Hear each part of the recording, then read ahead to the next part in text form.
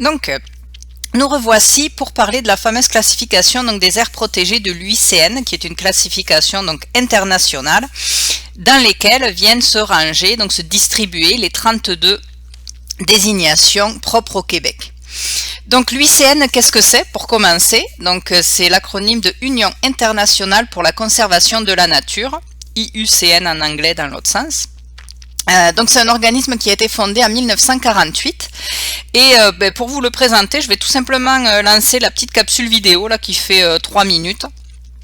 Mais il y a vraiment des belles images de partout dans le monde, donc je trouve qu'elle est sympa à regarder. Puis ça vous expliquera aussi bien que moi qu'est-ce que l'UICN. Donc là je vais faire des petits bidouillages de son peut-être pour que ça marche. Attention.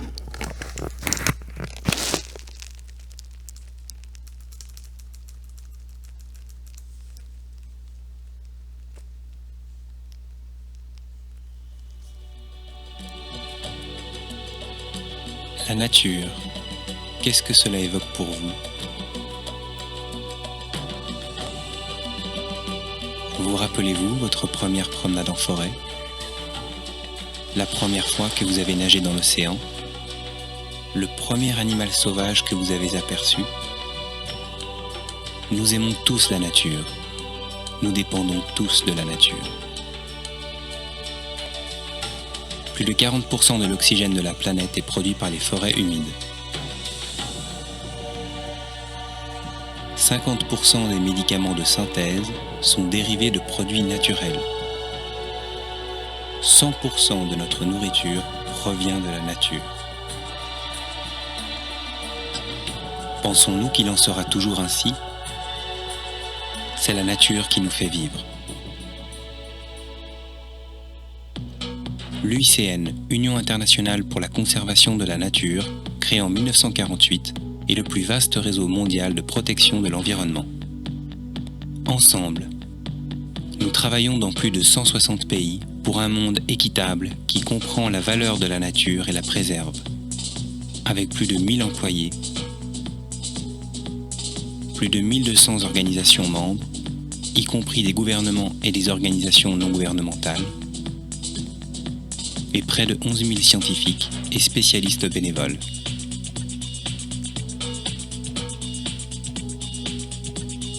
Ensemble, nous réunissons les connaissances les plus pointues sur la biodiversité pour évaluer l'état des espèces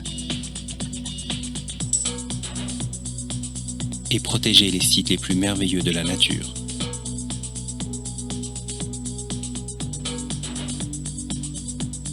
Nous réalisons des centaines de projets de terrain dans le monde entier pour notamment mieux gérer nos ressources en eau, restaurer les forêts, mieux gérer et conserver nos côtes et nos océans, aider les entreprises à améliorer leurs performances en matière d'environnement.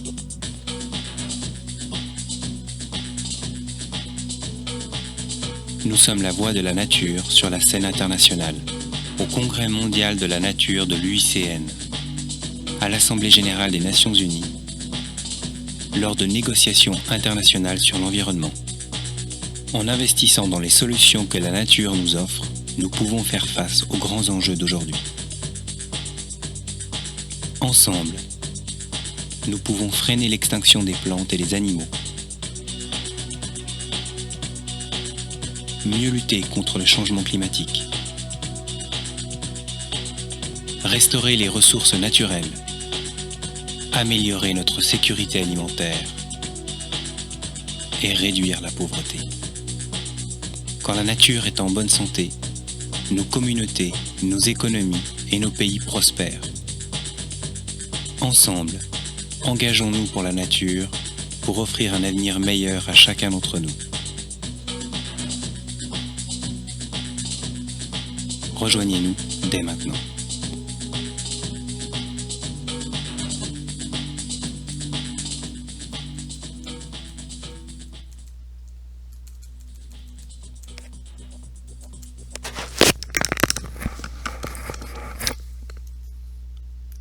Donc, me revoilà. Je pense que ça présentait pas mal l'organisation. Et je voulais vous montrer autre chose parce qu'on l'a vu dans la vidéo. c'est ce qu'on appelle la liste rouge de l'UICN. C'est un outil que moi j'avais découvert pendant mes années d'université.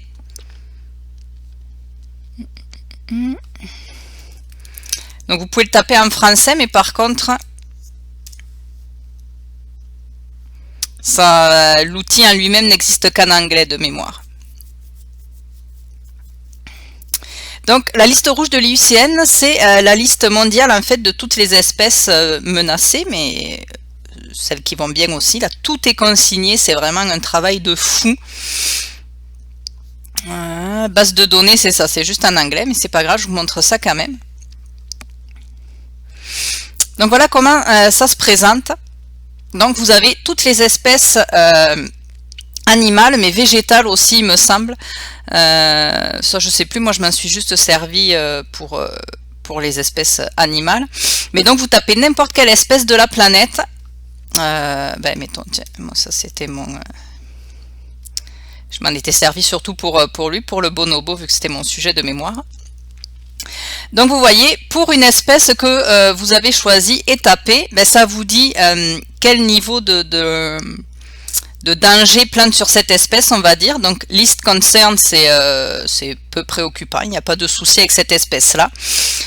Presque menacée, vulnérable, en danger critique, éteint à l'état sauvage et complètement éteint. Donc là vous avez le niveau donc de danger qui plane sur cette espèce. Vous avez, si vous descendez, la population, est-ce qu'elle augmente, est-ce qu'elle diminue? Donc là vous voyez les populations de bonobos diminuent depuis plusieurs années. Vous avez la localisation de l'espèce, son milieu de vie.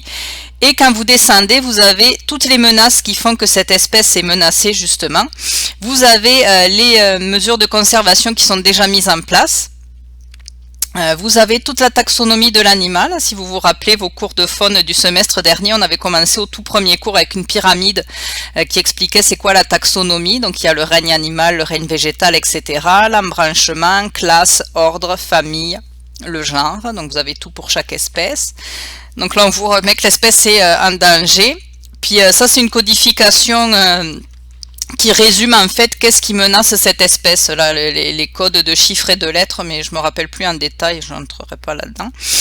Et encore une fois, si vous avez encore du détail là, en continuant à descendre, donc encore une fois les populations sont décroissantes. Quelque part je crois qu'il y a le nombre d'adultes matures recensés en nature, habitat, écologie de l'espèce, on revient sur les menaces, etc. Donc c'est un outil incroyable. Puis pour finir, je peux vous en montrer un autre pour vous montrer, comme je disais, qu'il y a toutes les espèces, là, celles qui vont bien aussi. Par exemple, le phoque du Groenland, parce que dans le dernier module, on va vous faire regarder un film, un documentaire sur la chasse aux phoques, mais vu du côté des chasseurs. Puisque c'est un point de vue que les médias montrent très rarement, on va dire. Et donc ça parle surtout du phoque du Groenland qui est chassé depuis les îles de la Madeleine. Donc, phoque du Groenland, le voici. Donc vous voyez qu'il n'y a pas de problème sur cette espèce-là, list concern, donc pas de préoccupation. Et vous voyez que même les populations sont en croissance. Donc là on vous met le nombre d'individus matures seulement, on vous met la localisation encore une fois, etc., etc. Puis vous avez encore une fois la taxonomie. C'était juste pour illustrer que toutes les espèces sont consignées, qu'elles soient quasiment éteintes ou qu'il n'y ait aucun problème dessus. Tout est là. Donc c'est juste fou comme outil. Je voulais vous montrer ça, que vous sachiez que ça existe. Donc on reprend le cours ici. Donc c'est cet organisme-là, encore une fois, donc l'UICN, qui, comme vous le voyez au bas de l'écran, depuis 1994, a, si on peut dire, demandé un peu aux pays d'utiliser leur classification d'aires protégées. Et ça nous amène, donc ça a été confirmé lors d'une conférence internationale que plusieurs pays allaient utiliser cette classification là en 2004. Pourquoi une classification internationale commune pour les aires protégées? Donc là, pareil, si j'étais en classe, je vous laisserais le temps de réfléchir et de me donner des idées de réponses. Ben, c'est notamment, en fait, tout simplement pour harmoniser ce que un pays entendait par aire protégée par rapport à un autre. Parce qu'avant ça, ben, on pouvait avoir des pays qui se pétaient les bretelles en disant, par exemple, je donne des chiffres au hasard, mais un pays pouvait arriver donc sur la scène internationale lors de réunions, etc., en disant nous on a 65% de notre territoire qui est protégé. Puis là tu avais des pays qui en étaient qu'à 5%, alors là, pourquoi vous êtes qu'à 5% alors qu'ils ont réussi à être à 65%, etc. Sauf qu'en fouillant, tu te rendais compte que le pays qui se pétait les bretelles avec son 65% d'air protégé, sa notion de protection, on va dire, elle était beaucoup plus souple que le pays qui n'avait que 5% d'air protégé, mais qui était de la protection très stricte de ces territoires-là. Donc, depuis 94, puis ça s'est officialisé donc au fur et à mesure des années, ça fait comme un ménage en fait, et tout le monde s'entend maintenant sur la même notion de protection selon ces catégories. Donc aujourd'hui, ça veut dire la même chose en Belgique, au Brésil, au Cambodge, au Sénégal, en Espagne, etc. Tout le monde parle un langage commun, ce qui facilite beaucoup les choses, bien évidemment. Donc, on va commencer par lire ici ce qui est écrit à droite du schéma, pardon. Donc catégorie de 1 à 6, et plus le chiffre est petit, plus la protection est stricte, on va dire. Donc vous voyez, on vous dit que les sites de protection stricte, ça va être les catégories 1 et 2, très sévères, on va dire. Ensuite, vous avez des sites qui sont réservés à l'aménagement de l'habitat. Donc on a le droit de faire des modifications dans ces catégories-là, tant que c'est pour aménager un habitat faunique notamment. Donc ça va être les catégories 3 et 4. Et finalement, les 5 et 6, c'est des sites qui permettent une utilisation des ressources. Durables, bien sûr, puisqu'on est quand même dans des aires protégées, mais on a le droit d'intervenir un peu plus. Donc sur le schéma, si vous êtes observateur et que vous prêtez attention, donc on vous dit plus le chiffre et la courbe est vers le haut, plus le site doit être laissé à l'état naturel, et plus le chiffre descend, plus l'air peut être artificiel et donc humanisé. Et si vous regardez l'ordre des chiffres, vous apercevez que 1, 2, 3 ils sont dans l'ordre, mais après c'est pas le 4 qu'on a, c'est le 6, et le 4 vient après. Donc en fait le 6, même si vous voyez on permet une utilisation des ressources, cette utilisation-là dans la catégorie 6, on y reviendra après, elle n'est permise que sur un petit pourcentage du terrain de l'aire protégé. Donc c'est pour ça qu'au final, même si on a le droit de faire des activités parfois industrielles entre guillemets, c'est un site qui est quand même moins artificialisé que les 4 ou 5, parce que les 4, encore une fois, on a le droit de faire de l'aménagement d'habitat pour les animaux, donc on peut vraiment, l'humain peut vraiment modifier a beaucoup de droits de modification du milieu. Et catégorie 5, c'est ce qu'on appelle des paysages humanisés, donc vous verrez que c'est justement les plus où l'homme a mis le plus la patte dessus. Donc j'espère que ça aura quand même été assez clair. Donc là j'ai juste une partie du tableau parce que c'est une ancienne source du ministère Développement Durable et Environnement et Parcs, donc qui est un ancien ministère qui n'existe plus sous ce nom-là aujourd'hui. Mais ça vous montre un petit peu, encore une fois, vous voyez la première colonne c'est catégorie 1, deuxième colonne catégorie 2, troisième colonne catégorie 3, et vous voyez que plus le chiffre augmente, moins la protection est stricte et plus des activités sont permises dessus. Donc si j'avais eu le tableau complet avec 4, 5, 6, il y aurait eu encore plus de choses permises et quasiment plus rien d'interdit arrivé à la catégorie 6. Donc on peut le regarder vite fait, même si je vais y revenir dessus. Donc vous voyez, catégorie 1, c'est juste pour la recherche et l'éducation. Catégorie 2, on commence à avoir le droit de pêcher. Catégorie 3, on peut chasser, piéger, faire de la motoneige, du VTT, avoir un petit chalet, etc. Et encore une fois, il y a encore de plus en plus de choses permises en avançant vers 4, 5, 6. Puis c'est ça, là j'en avais un autre qui est plus spécifique aux zones aquatiques, mais on peut aller le voir aussi quand même. avec mon internet ultra rapide comme toujours à l'adorer.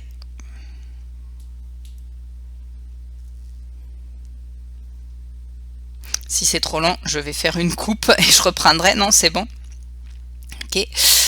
Donc c'est ça. Il y a un tableau là aussi, ici à la page 27.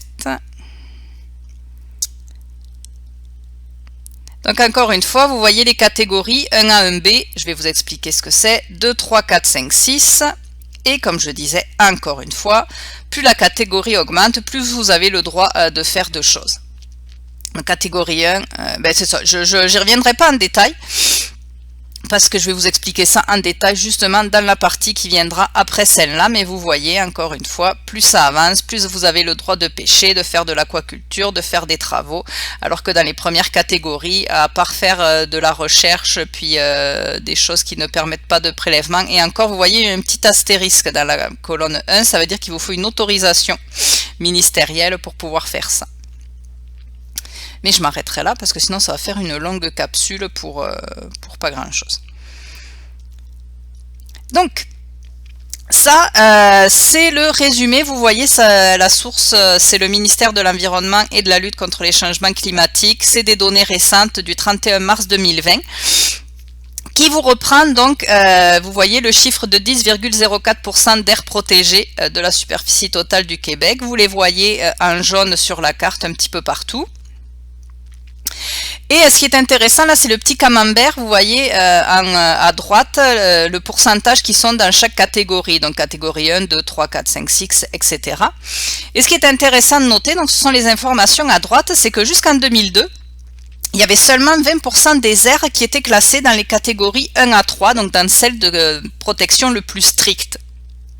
Donc il y en avait 20% qui étaient très strictes et 80% des aires protégées qui étaient donc dans 4, 5, 6 où on avait le droit d'intervenir beaucoup plus.